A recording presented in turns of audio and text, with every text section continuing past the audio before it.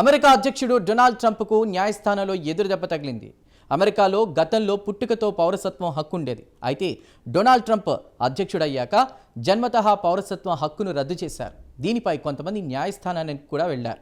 ఇక ఈ నేపథ్యంలో జన్మతః పౌరసత్వం హక్కును రద్దు చేయడం రాజ్యాంగ విరుద్ధం అంటూ అమెరికా ఫెడరల్ అప్పీళ్ల కోర్టు తాజాగా తీర్పిచ్చింది.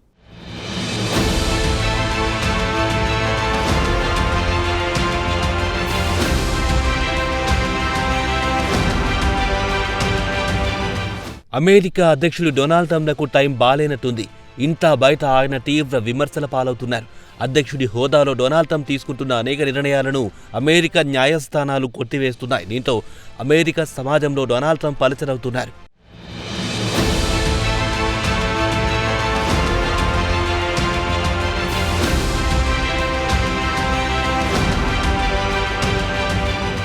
కాగా అమెరికాలో గతంలో జన్మతః పౌరసత్వం ఉండేది.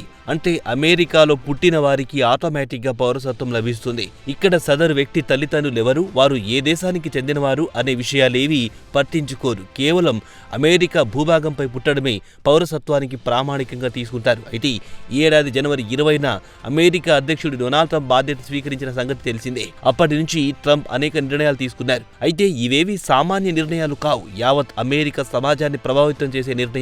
దీంతో డొనాల్డ్ ట్రంప్ సర్కార్ నిర్ణయాలపై ప్రజలు న్యాయస్థానాలకు వెళ్లడం కూడా ఎక్కువైంది. అంతేకాదు సదరు నిర్ణయాలను న్యాయస్థానాలు అధిక శాతం కొట్టివేస్తున్నాయి. దీంతో అమెరికా సమాజంలో డొనాల్డ్ ట్రంప్ పలచరవుతున్నారు.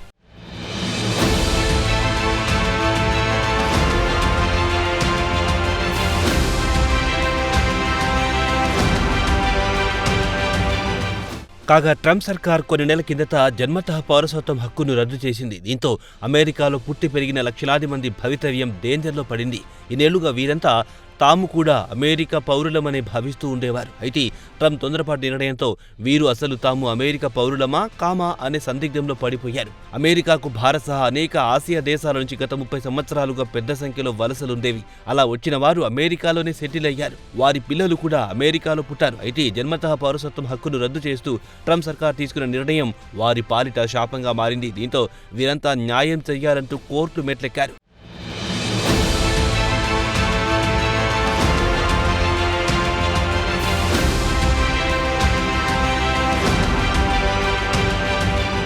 తాజాగా జన్మతః పౌరసత్వం హక్కును రద్దు చేస్తూ డొనాల్డ్ ట్రంప్ సర్కార్ తీసుకున్న నిర్ణయంపై అమెరికా ఫెడరల్ అప్పీళ్ల కోర్టు సంచలన తీర్పిచ్చింది. ట్రంప్ సర్కార్ నిర్ణయాన్ని రాజ్యాంగ విరుద్ధంగా ఫెడరల్ అప్పీళ్ల కోర్టు స్పష్టం చేసింది. అంతేకాదు ఇదే అంశంపై గతంలో కింది కోర్టు ఇచ్చిన తీర్పును అప్పీళ్ల కోర్టు సమర్థించింది.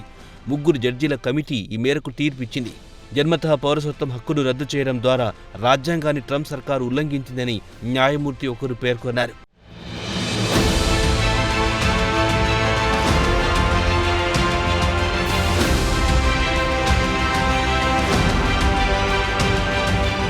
అంతేకాదు గతంలోనూ అనేక అంశాల్లో ట్రంప్ సర్కార్కు న్యాయస్థానంలో ఎదురుదెబ్బలు తప్పలేదు.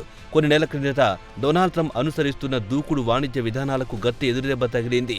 వివాదాస్పద లిబరేషన్ డే పేరిట దిగుమతుల సుంకాలను విధించినందుకు ట్రంప్ సర్కార్ తీసుకున్న నిర్ణయాన్ని అమెరికా వాణిజ్య న్యాయస్థానం నిలిపివేసింది. ఈ సుంకాల విధింపులో అధ్యక్షుడు తన అధికార పరిధిని అతిక్రమించారని కోర్టు స్పష్టం చేసింది. ఈ సందర్భంగా భారత్ పాకిస్తాన్ మధ్య ఉద్రిక్తతలు తగ్గించేందుకు ఈ సుంకాల బెదిరింపే ఉపయోగపడిందన్న ట్రంప్ యంత్రాంగం వాదనను న్యాయస్థానం ఏమాత్రం పరిగణలోకి తీసుకోకపోవడం గమనార్హం.